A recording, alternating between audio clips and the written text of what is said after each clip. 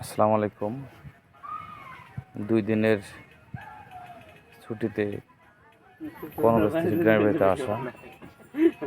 তো যেহেতু প্রচণ্ড গরম, তো আমাদের গ্রামের পশ্চিম পাশে একটা ছড়া রয়েছে, সিপাইগা ছড়া। এই জায়গাটাতে অনেকটা শীতল আর কি। অনেক ছেলেমেয়েরা আছে, এখানে আসে, সময় ব্যয় করে।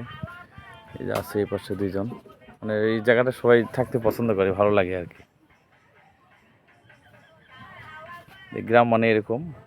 এই একটা শিমুল গাছ, এই শিমুল গাছটা অনেকে চেয়ার হিসেবে ব্যবহার করে।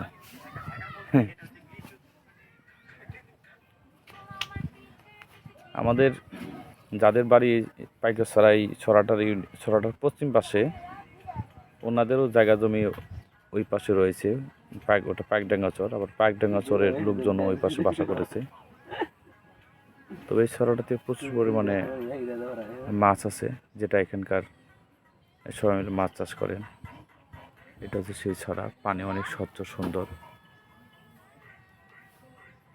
গ্রামে আসলে অনেকটা সময় আমি এখানে থাকি আর কি, ভালো লাগে। গ্রামের পরিবেশে অনেক ভালো লাগে। আমরা শিমুল গাছের নিচে বসে আছি, সময় কাটাচ্ছি।